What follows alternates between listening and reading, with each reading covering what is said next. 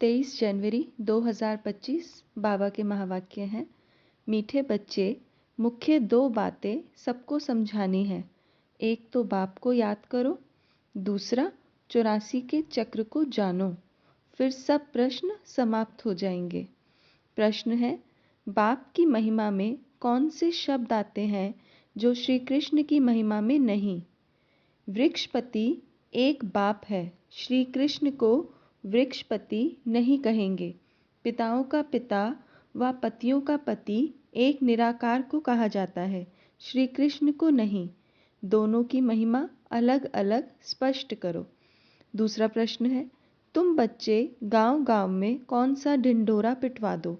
उत्तर है, गांव गांव में ढिंढोरा पिटवा दो कि मनुष्य से देवता, नरकवासी से स्वर्गवासी कैसे बन सकते हो, आकर समझो। स्थापना विनाश कैसे होता है, आकर समझो। गीत है, तुम ही हो माता, पिता तुम ही हो। ओम शांति। इस गीत के पिछाड़ी की जो लाइन आती है, तुम ही नैया तुम ही खेवैया, यह रॉन्ग है। जैसे आपे ही पूज्य आपे ही पुजारी कहते हैं, यह भी वैसे हो जाता है। ज्ञान की चमक वाले जो होंगे वह झट गीत को बंद कर देंगे, क्योंकि बाप की इंसल्ट हो जाती है। अभी तुम बच्चों को तो नॉलेज मिली है, दूसरे मनुष्यों को यह नॉलेज होती नहीं। तुमको भी अभी ही मिलती है, फिर कभी होती ही नहीं। गीता के भगवान की नॉलेज पुरुषोत्तम बनने की मिलती है, इतना समझते हैं, परंतु कब मिलती है, कैसे मिलती है, यह भूल गए हैं। गीता है ही धर्म स्थापना का शास्त्र, और कोई शास्त्र धर्म स्थापनार्थ नहीं होते हैं। शास्त्र अक्षर भी भारत में ही काम आता है। सर्वशास्त्र में शिरोमणि है ही गीता, बाकी वह सब धर्म हैं ही पीछे आने वाले, उनको शिरोमणि नहीं कहेंगे। बच्चे जानते हैं वृक्षपति एक ही बाप है, वह हमारा बाप है, पति भी है तो सबका पिता भी है। उनको पतियों का पति, पिताओं का पिता कहा जाता है। यह महिमा एक निराकार की ही गाई जाती है, श्री कृष्ण की और निराकार बाप के महिमा की भेंट की जाती है। श्री कृष्ण तो है ही नई दुनिया का प्रिंस, वह फिर पुरानी दुनिया में संगम युग पर राजयोग कैसे सिखलाएंगे? अब बच्चे समझते हैं हमको भगवान पढ़ा रहे हैं, तुम पढ़कर यह देवी देवता बनते हो। पीछे फिर यह ज्ञान चलता नहीं, प्राय लोप हो जाता है। बाकी आटे में लून यानी चित्र जाकर बचते हैं। वास्तव में कोई का चित्र यथार्थ तो है नहीं। पहले पहले बाप का परिचय मिल जाएगा तो तुम कहेंगे यह तो भगवान समझाते हैं, वह तो स्वतः ही बताएंगे। तुम प्रश्न क्या पूछेंगे? पहले बाप को तो जानो। बाप आत्माओं को कहते हैं मुझे याद करो, बस दो बातें याद कर लो। बाप कहते हैं मुझे याद करो और 84 के चक्र को याद करो, बस यह दो बातें ही मुख्य समझानी है। बाप कहते हैं तुम अपने जन्मों को नहीं जानते हो। ब्राह्मण बच्चों को ही कहते हैं और तो कोई समझ भी ना सके। प्रदर्शनी में देखो कितनी भीड़ लग जाती है। समझते हैं इतने मनुष्य जाते हैं तो ज़रूर कुछ देखने की चीज़ है, घुस पड़ते हैं। एक एक को बैठ समझाएं तो भी मुख थक जाए, तब क्या करना चाहिए? प्रदर्शनी मास भर चलती रहे तो कह सकते हैं आज भीड़ है, कल परसों आना। सो भी जिसको पढ़ाई की चाहना है अथवा मनुष्य से देवता बनने चाहते हैं, उनको समझाना है। एक ही यह लक्ष्मी नारायण का चित्र अथवा बैज दिखलाना चाहिए। बाप द्वारा यह विष्णुपुरी का मालिक बन सकते हो। अभी भीड़ है, सेंटर पर आना। एड्रेस तो लिखी हुई है, बाकी ऐसे ही कह देंगे यह स्वर्ग है, यह नर्क है, इससे मनुष्य क्या समझेंगे? टाइम वेस्ट हो जाता है। ऐसे तो पहचान भी नहीं सकते यह बड़ा आदमी है, साहूकार है या गरीब है। आजकल ड्रेस आदि ऐसे पहनते हैं जो कोई भी समझ ना सके। पहले पहले तो बाप का परिचय देना है। बाप स्वर्ग की स्थापना करने वाला है, अब यह बनना है। एम ऑब्जेक्ट खड़ी है। बाप कहते हैं ऊंचते ऊंच मैं हूँ, मुझे याद करो, यह वशीकरण मंत्र है। बाप कहते हैं मामेकम याद करो तो तुम्हारे विक्रम विनाश होंगे और विष्णुपुरी में आ जाएंगे। इतना तो ज़रूर समझाना चाहिए। 8-10 रोज़ प्रदर्शनी को रखना चाहिए। तुम गांव गांव में ढिंढोरा पिटवा दो कि मनुष्य से देवता, नरकवासी से स्वर्गवासी कैसे बन सकते हो, आकर समझो। स्थापना विनाश कैसे होता है, आकर समझो। युक्तियाँ बहुत हैं। तुम बच्चे जानते हो, सतयुग और कलयुग में रात दिन का फर्क है। ब्रह्मा का दिन और ब्रह्मा की रात कहा जाता है। ब्रह्मा का दिन सो विष्णु का, विष्णु का सो ब्रह्मा का। बात एक ही है। ब्रह्मा के भी 84 जन्म, विष्णु के भी 84 जन्म, सिर्फ इस लीप जन्म का फर्क पड़ जाता है। यह बातें बुद्धि में बिठानी होती है। धारणा नहीं होगी तो किसको समझा नहीं सकेंगे। कैसे सकेंगे? यह समझाना तो बहुत सहज है। सिर्फ लक्ष्मी नारायण के चित्र के आगे ही यह पॉइंट सुनाओ। बाप द्वारा यह पद पाना है, नरक का विनाश सामने खड़ा है।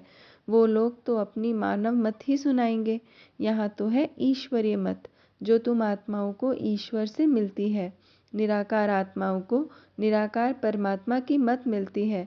बाकी सब है मानव मत। रात दिन का फर्क है ना।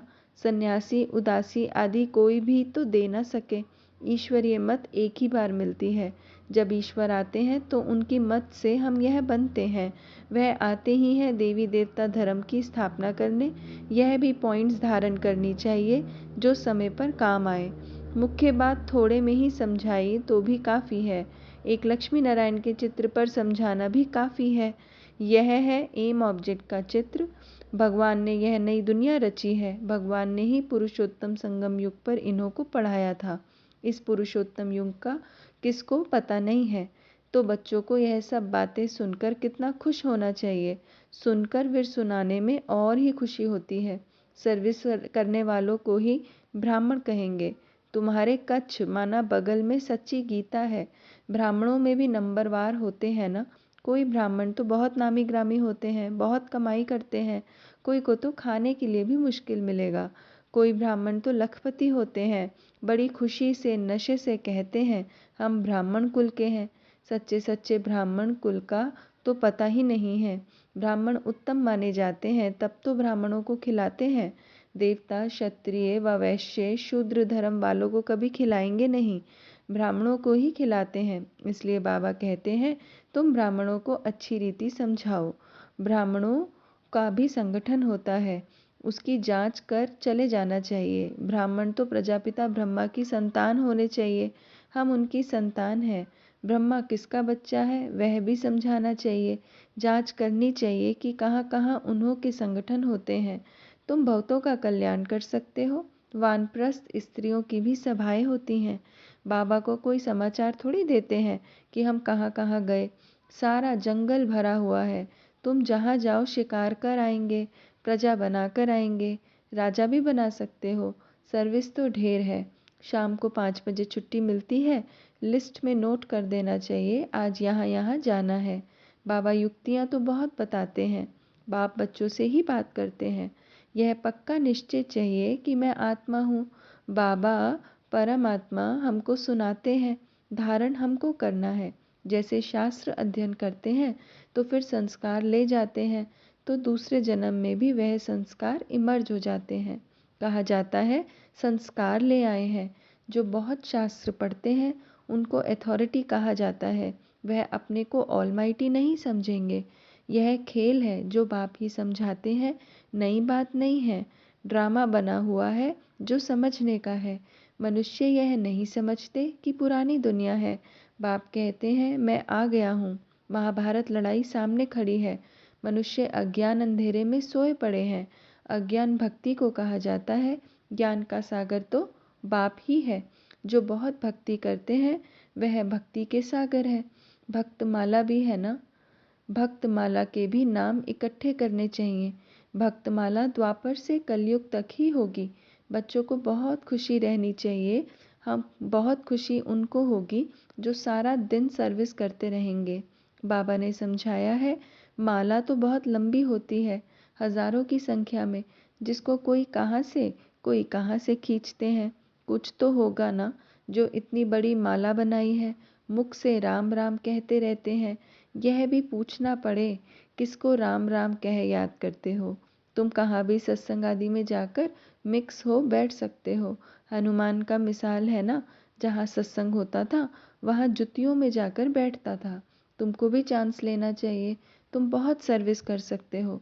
सर्विस में सफलता तब होगी जब ज्ञान की पॉइंट्स बुद्धि में होंगी, ज्ञान में मस्त होंगे। सर्विस की अनेक युक्तियाँ हैं।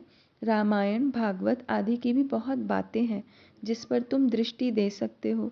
सिर्फ अंधश्रद्धा से बैठ सत्संग थोड़ी करना है। बोलो, हम तो आपका कल्याण करना चाहते हैं। वह भक्ति बिल्कुल अलग है, यह ज्ञान अलग है। ज्ञान एक ज्ञानेश्वर बाप ही देते हैं। सर्विस तो बहुत है, सिर्फ यह बताओ कि ऊंचते ऊंच कौन है। ऊंचते ऊंच एक ही भगवान होता है, वर्षा भी उनसे मिलता है। बाकी तो है रचना। बच्चों को सर्विस का शौक होना चाहिए। तुम्हें राजाई करनी है तो प्रजा भी बनानी है। यह महामंत्र कम थोड़ी है। बाप को याद करो तो अंत मते सो गति हो जाएगी।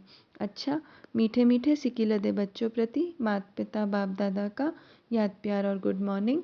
रूहानी बाप की रूहानी बच्चों को नमस्ते। हम रूहानी बच्चों की रूहानी माता पिता बाप दादा को याद प्यार गुड मॉर्निंग और नमस्ते। ओम शांति। धारणा के लिए मुख्य सार। पहला पॉइंट है, बाप ने जो वशीकरण मंत्र दिया है वह सबको याद दिलाना है। सर्विस की भिन्न भिन्न युक्तियां रचनी है। भीड़ में अपना समय बर्बाद नहीं करना है। दूसरा है, ज्ञान की पॉइंट्स बुद्धि में रख ज्ञान में मस्त रहना है। हनुमान की तरह सत्संगों में जाकर बैठना है और फिर उनकी सेवा करनी है। खुशी में रहने के लिए सारा दिन सेवा करनी है। वरदान, मैं और मेरेपन को बलि चढ़ाने वाले संपूर्ण महाबली भव। मैं और मेरेपन को बलि चढ़ाने वाले संपूर्ण महाबली भव। हद के कोई भी व्यक्ति या वैभव से लगाव, यही मेरापन है। इस मेरेपन को और मैं करता हूँ, मैंने किया, इस मैंपन को संपूर्ण समर्पण करने वाले अर्थात बलि चढ़ने वाले ही महाबली हैं। जब हद का मैंपन समर्पण हो तब संपूर्ण व बाप समान बनेंगे। मैं कर रहा हूँ नहीं, बाबा करा रहा है, बाबा चला रहा है। किसी भी बात में मैं के बजाय सदा नेचुरल भाषा में भी बाप शब्द ही आए, मैं शब्द नहीं। स्लोगन है, संकल्पों में ऐसी दृढ़ता धारण करो जिससे सोचना और करना समान हो जाए। संकल्पों में ऐसी दृढ़ता धारण करो जिससे सोचना और करना समान हो जाए। ओम शांति।